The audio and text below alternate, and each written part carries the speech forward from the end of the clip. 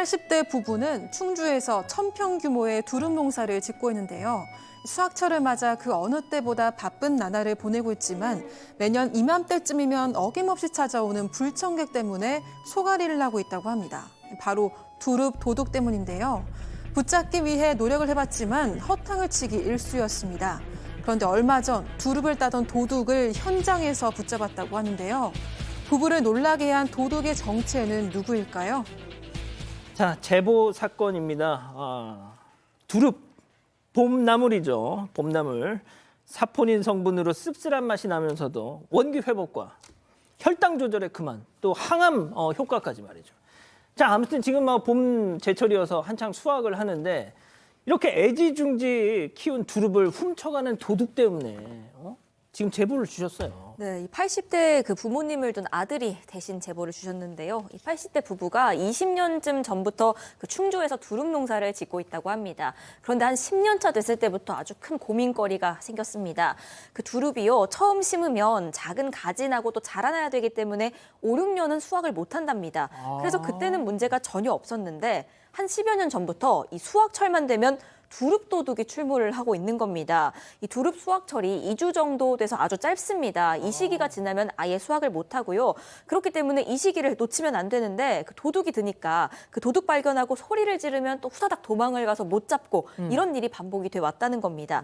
그래서 부모님이 너무 속상한 마음에 어차피 이거 수확도 못하는 거 그냥 약을 쳐서 다 두릅 없애야 하나 이런 얘기까지도 세상에. 지난해부터는 하셨다는 겁니다. 그렇게 정말 극단적인 극약 처방까지. 자, 아드님 들으신 것처럼 수확철만 되면 시시때 때 부모님 댁에 와서 이 도둑놈들 잡기 위해서 애를 썼지만 이미 그냥 다 훑고 매번 가버렸다는 거죠. 그런데 얼마 전에 이 두릅 도둑과 딱 마주쳤다는데 아드님 얘기 직접 들어보시죠. 선거 넣을 때면 이제 두릅을 따라갔었거든요. 그 어머니께서 주말에 따로 내려오라는 거를 그냥 혹시 모르니 그 선거날 쉬는 날이기도 해서 제가 내려간다고 했죠 그때. 도둑이 왔다 가기 전에 먼저 따겠다고. 그리고 가는 길에 이제 저 산중턱에서 사람 행색이 보이길래 그 후다닥 올라가서 잡았죠 현장을. 어머님이 보시더니 이제 그 낯익은 얼굴이라 하시더라고요 어머니께서. 지난주에도 왔었고 작년에도 밤주로도 왔었고. 잊지도 않고 또 약간 이런 느낌입니다 지금. 네. 아들이 이제 차로 이동하면서 부모님 댁을 가고 있는데 과수원 꼭대기에서 사람이 딱 보인 거예요. 아, 저 사람이구나. 차를 딱 돌려서 막 그 사람한테 갔어요. 그래서 이제 딱 보니까 두릅을 현장에서 훔치고 있는 거예요. 그래서 그때 이제 딱 보니까 비닐봉지 안에 4kg의 두릅이 있었어요. 그래서 어디서 오셨냐? 그랬더니 나 윗동네 사람이다라고 얘기해서 내가 이 동네 사람이라서 윗동네 사람들도 다 안다. 이 동네 사람 아니지 않느냐? 거짓말하지 마셔라. 그랬더니 그때부터 죄송하다 계속 얘기하면서 결국 이제 무릎을 꿇고 달라 이렇게 빌었다고 합니다.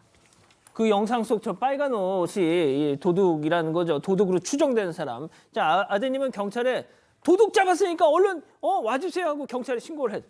자, 경찰 출동했습니다.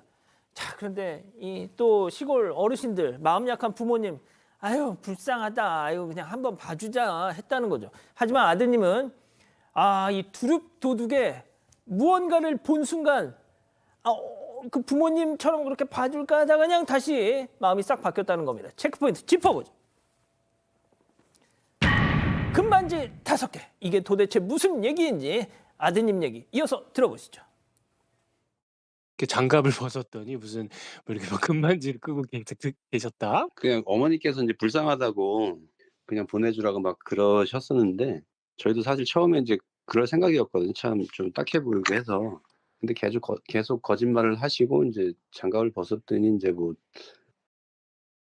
야, 하나도 아니고 별이 5개. 네, 금반지가 5개입니다. 금반지 5개를 보면 어떤 생각이 들었냐면 10년간 고생한 어머니가 생각난 거죠. 아이고야. 두릅. 그래서 분통이 터졌고요. 경찰에 신고가 됐고 조사를 받는 과정에서도 좀 충격적이었던 것 같아요. 어떻게 왔느냐라고 하니까 걸어서 왔어요. 걸어서. 택시 타고 왔어요. 전화 있냐? 휴대전화 없어요. 일행 있냐? 일행 없어요. 어디서 했냐고 다른 사람이 싼 거다 이런 식으로 답변을 했던 걸로 보입니다.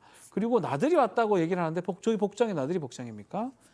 조금 아마 나들이 왔다가 조금 두릅 땄다고 하는데 그것도 거짓말처럼 보이고 어쨌든 경찰 입장에서는 인적 조회하고 두릅 압수한 다음에 일단은 기가 조치를 했다고 합니다. 그 금반지 5개 사진 다시 한 번만 좀 보여주실래요? 저거 거의 뭐 약간 래퍼 수준 아닙니까? 스웩 약간 이런 거? 그런 느낌인데. 자, 팀장님.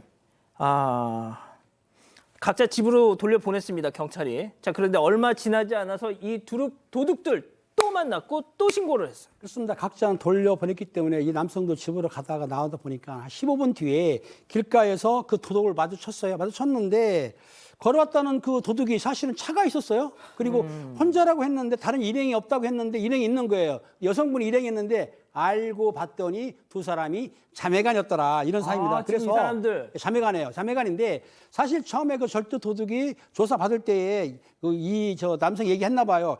혼자 아닌 것 같고 일행이 있는 것 같아요라고 했는데 그런 느낌이 들어가지고 수상하게 생각했던 거예요. 그런데 저 두릅 도둑 분들이 차를 시동 걸고 뒤로 빼려고 하니까 이 남성이 뒤에 차를 갖다 딱 댔어요. 못 도망가게. 됐어. 데리고 못 못 도망가죠. 못 도망가게 한 다음에 본인 차를 막은 다음에 경찰에 신고를 했어요. 그러니까 아까 출동했더니 경찰이 왔는데 경찰도 처음에는 이제 좋게 보냈잖아요. 그렇죠. 근데 거짓말한 걸 보고 나서는 화가 났다는 거예요. 그러면서 뭐라고 했냐면 아까 왜 거짓말했냐라고 호통을 쳤다는 거예요. 사실 호통 치면 안 됩니다. 하지만은 너무 화나니까 그 경찰관이 조금 그렇게 큰 소리를 친 것 같아요. 아, 그래요? 자, 교수님, 근데 차 열어봐야죠. 차 안에. 네. 차 안에 뭐가 있을지. 네, 이 제보자는 딱 이 차를 보면서 이 사람들 꾼이구나라고 생각을 한 거예요. 그리고 진짜로 이제 차를 딱 열어보니까 거기에 두릅이 30kg, 120만 원어치 딱 있었다고 세상에. 합니다. 그리고 그것만 발견된 게 아니고요. 호미에 낮에 톱에 장비까지 딱 그냥 두릅 전문 도둑인 거예요. 근데 이제 어쨌든 경찰이 왔으니까 잡혔죠. 근데도 너무 기가 막힌 거는 저 두릅 저만큼 다 회수 못했다고 합니다. 왜냐하면 저 두릅을 훔치는 건 현장에서 적발한 게 아니라서 도둑들한테 다시 돌려줬대요. 그런 지금 뭐야, 상황이. 이게. 네, 그래서 제보자가 또 너무 화가 나가지고 집으로 이제 어머님 집으로 와서 어머님 집에 부모님 집에서 도대체 두릅이 얼마나 없어졌나 이렇게 살펴보고 또 이웃들하고도 얘기해 보니까 이웃하고 부모님 댁 합쳐서 딱 30kg 정도가 없어진 거예요. 그러니까 10년 동안 훔쳐간 사람들도 이 사람들이고 이만큼 많이 훔쳐갔으면 분명히 재판매에서 돈을 벌었겠구나 추측했다고 합니다. 야, 저거 차에서 발견된 건 또 돌려주고 무려 지금 120만 원. 야, 진짜 이거 아까 금반지 5개 그 이유를 알겠네. 두릅 팔아서 산 거 아닙니까? 이 관련 기사에 달린 댓글도 다 비슷한 반응이었습니다. 불쌍하다고 절대 봐주면 안 된다. 대도다. 뭐 이런 반응이었는데 지금 사망 가족분들도 거의 비슷하십니다. 이선민 님도 두릅 따서 금반지 했네. 아주 재미 봤네 하셨고요. 그래. 김연희님 그 금반지 팔아서 갚으라고 해라 하셨습니다. 니가 가라 님도요. 장갑 끼고 온 거 보면 아주 작정하고 온 거예요. 이거 가시 있어서 맨손으로는 못 따요. 또 이러셨습니다.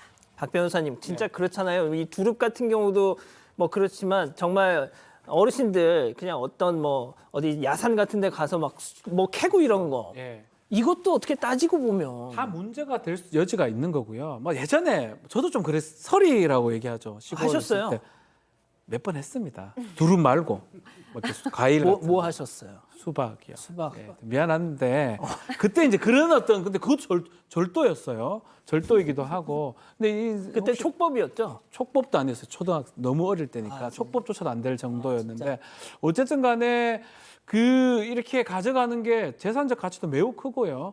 이게 10년간 반복될 가능성도 있는 거고요. 이게 그냥 서리 자체가 아닙니다.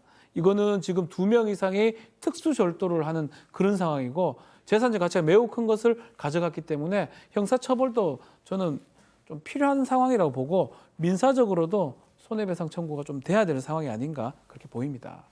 이건 좀 너무 좀 심각하네요, 정말. 가족 여러분, 잊지 마시고 구독과 좋아요, 알림 설정 여기. 여기.